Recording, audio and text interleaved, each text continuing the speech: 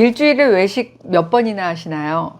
그러니까 식당에 우리가 가서 먹는 것만 외식이 아니라 집으로 음식을 주문해서 먹는 배달 음식, 또 매장에서 음식 픽업해가지고 집에서 먹는 포장 음식까지 합하면 글쎄요, 외식하는 횟수가 적지 않을 것 같습니다. 2018년도에 식약처가 발표한 자료에 보면은 한국인은 한 달에 평균 14.8회, 거의 15회 외식을 한다고 하면, 어머, 30일에 절반이네.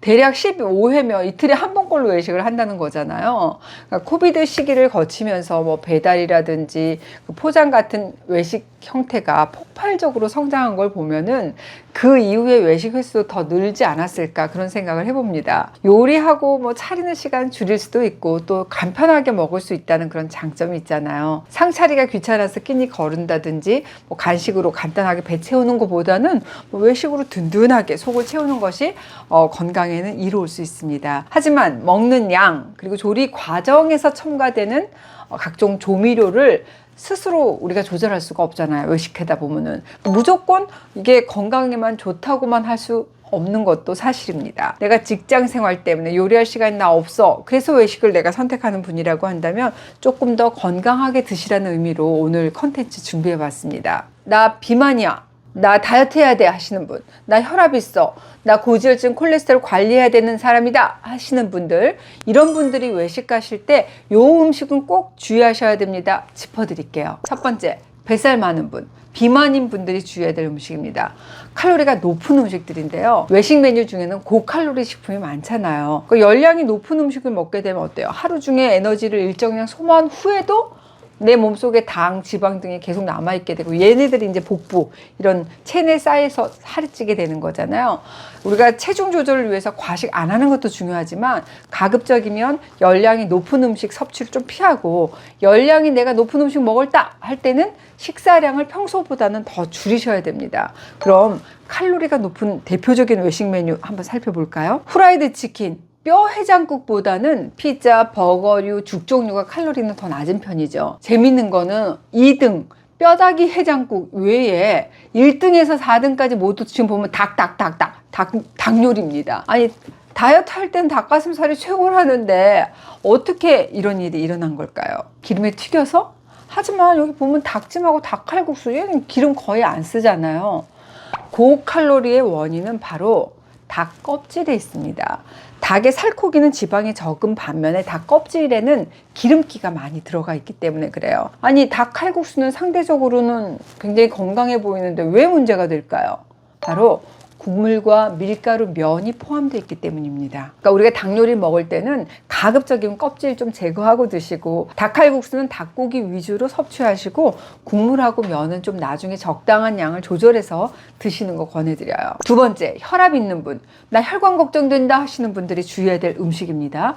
나트륨 함량이 높은 음식들인데요. 세계보건기구의 하루 나트륨 섭취 제한 권량인 게 2000mg이에요. 훌쩍 뛰어넘었습니다. 우리 한국 기준으로 성인의 하루 충분 섭취량인 1500mg보다 3255니까 거의 2배 많은 수치라고 할 수 있어요. 2배. 특히 30, 40대 젊은 층을 포함한 모든 연령층에서 나트륨 섭취가 너무 많은 것으로 나타났거든요. 나트륨을 너무 많이 먹게 되면 일단 우리 혈관의 염증을 유발해서 고혈압이 되기 쉽고 또 신장이 무리하게 기능을 하면서 신장 질환의 위험도도 높아질 수밖에 없습니다. 나트륨이 소변을 통해서 배출되는 과정에서 칼슘도 같이 빠져나가기 때문에 골다공증의 위험도 높아질 수밖에 없어요. 내가 이미 고혈압 진단 받아서 하시는 분들은 이 나트륨 너무 많이 섭취하지 않도록 내가 외식 메뉴를 고를 때도 각별히 신경을 쓰셔야 됩니다. 그러면 1회 제공량을 기준으로 나트륨 함량이 높은 음식들을 순서대로 한번 살펴보도록 하겠습니다. 1등 뼈다귀 해장국, 그리고 10등 미역국의 나트륨 함량이 거의 2배 차이가 납니다. 그런데 사실 1등에서 10등까지 모두 다 단 한 그릇으로 성인 하루 나트륨 충분 섭취량을 다 넘기고 있다는 걸 보실 수 있죠. 이 나트륨 섭취 주의해야 되는 분들은 국물 요리가 문제가 될 수 있다는 겁니다. 건강에 좋은 미역으로 끓인 미역국조차도 나트륨 함량이 하루 섭취량을 넘는 수준이니까요. 외식의 특성상 이미 완성된 음식에서 나트륨을 빼서 먹을 수는 우리가 없잖아요. 그러니까 우리가 음식을 주문하실 때는 국, 찌개, 탕 같은 음식 가급적 피하시고 어쩔 수 없이 국물 요리를 먹어야 할 때는 건더기 위주로만 드시는 게 좋습니다. 그럼 국물은 어떻게 해요? 국물은 건더기를 그냥 적시는 정도로만 드시는 것이 나트륨 폭탄을 피하는 현명한 길이라고 할 수 있습니다. 그럼 나트륨 많다는 김치는 어떻게 해요? 하시는 분들, 김치는 안심하고 드셔도 좋습니다. 우리 한국인의 나트륨 총 섭취량에서 이 김치가 차지하는 비율은 12% 정도밖에 안 돼요. 그러니까 예전에 비해서 김치의 간이 좀 슴슴해졌잖아요. 약해졌잖아요. 그래서 나트륨 함량도 낮아지고 또 김치는 칼륨도 많단 말이에요. 그래서 큰 문제가 되지 않습니다. 그러니까 우리가 외식할 때는 국물보다 건더기를 좀 드시고 이거 좀 심심하다 싶으시면 김치를 드시는 게 건강에는 더 이롭다는 점 기억하시기 바랍니다. 세 번째, 고지혈증, 콜레스테롤 관리해야 되는 사람이야 하는 분들이 주의해야 될 음식 알려드릴게요. 일단 외식 메뉴 중에서 이거 포화지방이 많이 함유됐다, 그거 다 제끼셔야 됩니다. 사실 이 포화지방은 정제당과 함께 만성질환의 발생의 주범이잖아요. 동물성 육류를 먹어서 섭취하게 되는 포화지방이 우리 몸에 필요 이상으로 많아지게 되면 어때요? 이 지방이 우리 혈관 벽에 달라붙어. 그래서 LDL 콜레스테롤 수치가 높아질 수밖에 없고 심혈관 질환의 위험을 높이게 됩니다. 국내 연구에서 이 포화지방을 과도하게 먹을 경우에 대장암 발생의 주요 원인이죠. 선종의 발생 위험이 무려 1.7배, 거의 2배죠. 2배 높아진다는 결과가 발표된 바가 있습니다. 자, 그러면 1회 제공량을 기준으로 했을 때 포화지방 함량이 높은 외식 메뉴 소개해 드리겠습니다. 1등 뼈다귀 해장국, 2등 닭튀김, 3등 치즈 피자, 그 아래로는 피자, 버거 순서대로 포화지방이 많다는 걸 확인해 볼 수 있습니다. 10등 고등어 조림하고 1등 뼈다귀 해장국의 포화지방 함량 한번 비교해 보세요. 거의 2배 차이가 나죠. 고등어 조림도 포화지방이 많은 요리였어. 네, 거기에 이름을 올렸지만 사실 포화지방보다는 불포화지방의 함량이 거의 3배 정도 높기 때문에 큰 문제는 되지 않습니다. 1등 뼈다귀 해장국은 다른 요리에 비해서 조리 시간이 길고 또 1회 제공량도 좀 압도적으로 많잖아요. 국물에 많은 양의 포화지방이 포함되기 때문에 포화지방 함량이 높다 이렇게 생각이 되는데요. 우리 뼈다귀 해장국 드실 때는 국물 빼고 건더기 위주로만 좀 드시는 게 좋겠습니다 라고 말씀드리면, 그럼 해장은 뭘로 하란 말이야 또 그러실 텐데, 아무튼 건강을 생각하면 그렇다는 말씀입니다. 그러니까 후라이드 치킨, 피자, 버거류는 가급적이면 좀 드시지 않는 게 좋겠습니다. 그런데 이 포화지방, 이거는 설탕과 같은 중독성이 있다는 그런 특징을 갖고 있어요. 우리가 포화지방을 먹게 되면 뇌에 중독성 물질이 생기고 이 뇌의 보상중추 기능을 둔화시키기 때문에 먹으면 먹을수록 더 많은 양의 포화지방 먹을 거야, 이런 욕망이 생길 수밖에 없습니다. 근데 이 중독성은 마약하고 거의 비슷한 수준이라고 하거든요. 그럼 이런 포화지방의 중독에서 내가 벗어나려면 어떻게 해야 될까요? 가장 좋은 방법은 섭취량을 줄이는 겁니다. 어떤 음식에 포화지방이 많이 들어있는지를 확인하고 섭취량을 조절하거나 피하는 것이 중요합니다. 오늘 우리가 외식 메뉴를 철저하게 분석하는 것도 바로 이런 이유에서입니다. 배가 고프지도 않는데 후라이드 치킨, 피자, 버거가 막 땡긴다. 그러면 포화지방이 좀 적은 생선류라든지 껍질을 빠진 닭고기, 달걀 같은 음식으로 대신해 보시는 것도 좋겠습니다. 네 번째, 이거는 우리 건강한 사람도 주의해야 될 음식입니다.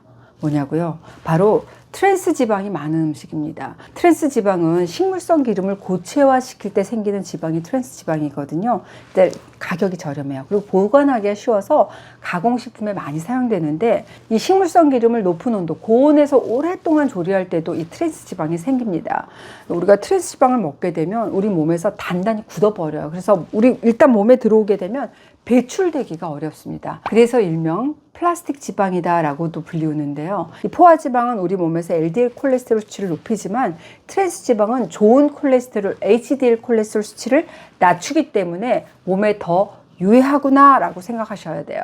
트랜스 지방을 우리가 많이 먹잖아요. 그건 전반적인 체내 콜레스테롤 상태가 나빠지기 때문에 각종 심혈관 질환의 발생 위험이 커질 수밖에 없고, 트랜스 지방이 내 몸에 쌓이잖아요. 그러면 적혈구, 미토콘드리아의 기능을 저하시켜서 심근경색, 협심증, 뇌졸중, 이런 혈관 질환, 암, 당뇨병, 알레르기 등 각종 질환이 원인이 됩니다. 그러면 트랜스 지방이 많이 들어있는 외식 메뉴가 뭐예요? 궁금하실 텐데, 제가 1회 제공량을 기준으로 트랜스 지방이 많이 들어있는 외식 메뉴 알려드릴게요. 와, 이거 의외다 하실 거예요. 1등 보실게요. 꽁치찌개 2.9g으로 1등입니다.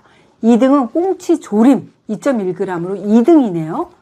3등 역시 꽁치입니다. 꽁치 구이 1.9g으로 3등을 차지하고 있네요. 지금 보면은 4등은 불고기 버거하고 햄버거 0.5g입니다. 6등은 고등어 조림, 치즈 피자, 페퍼로니 피자, 불고기 피자, 닭튀김 0.4g으로 6등을 차지하고 있습니다. 1등, 2등, 3등을 차지하는 게 꽁치예요. 우리가 너무 좋아하는데 그렇다면 어머 꽁치 자체가 트랜스 지방이 많은 거 아닌가? 또 걱정하신 분들도 계실 텐데 꽁치 자체는 트랜스 지방이 많지 않습니다. 꽁치 요리는 대부분 꽁치 캔 많이 사용하잖아요. 꽁치 캔의 가공 과정에서 트랜스 지방 함량이 높아졌을 가능성이 있고 또 꽁치 구이라든지 고등어 조림 같은 경우에 고온에서 오랫동안 조리하면서 그때 이제 트랜스 지방이 생성되는 것으로 추측해 볼 수 있겠습니다. 그러니까 우리 댁에서 생물이라든지 냉동 상태의 꽁치를 조리해서 드시는 건 큰 문제가 되지는 않지만 내가 외식으로 꽁치 캔을 사용한 메뉴를 먹을 때는 조금 주의가 필요할 것 같습니다. 그 외에 버거, 피자, 후라이드 치킨 역시 트랜스 지방이 많은 음식이잖아요. 그래서 드시는 횟수를 조절하시는 게 좋겠습니다. 제가 오늘은 우리가 외식 가서 메뉴 고를 때 내 건강 상태에 따라서 요거 따져봐야 될 메뉴 알려드렸죠. 칼로리, 나트륨, 포화지방, 트랜스 지방 함량이 높은 외식 메뉴 소개해드렸는데요. 첫 번째, 나 칼로리 조절해야 돼, 나 다이어트 해야 돼 하시는 분들은 뼈다귀 해장국 그리고 닭 껍질이 포함된 닭 요리 주의하시라는 말씀드렸습니다. 두 번째, 나 혈관 건강이 걱정돼, 나 혈압 높아 하시는 분들은 나트륨 함량이 높은 닭찜 그리고 국물 요리 피하시는 게 좋다는 말씀드렸습니다. 세 번째, 고지혈증, 콜레스테롤 관리 필요해 하시는 분들은 일단 포화지방 함량이 높은 뼈다귀 해장국, 후라이드 치킨, 피자, 버거류의 음식 주의하셔야 되고 네 번째, 그냥 건강한 분들도 다 주의하셔야 될 트랜스 지방이 많은 음식은 꽁치 요리나 버거, 피자, 후라이드 치킨류를 피하시는 게 좋다는 말씀 드렸습니다. 난 더 자세한 정보 볼 거야 하시는 분들 더보기란에 제가 자료집 원문 링크 달아놓을 테니까 그거 참고해 보시는 것도 좋을 것 같습니다. 사실 외식이 필수인 분들 많으시죠. 또 간간히 난 외식을 즐겨 하시는 분들이라면 꼭 참고가 되셨으면 좋겠어요. 이제 외식도 좀 스마트하게 건강하게 드시기 바랍니다. 알았어요. 외식도 스마트하게 할 거예요. 댓글 올려주세요.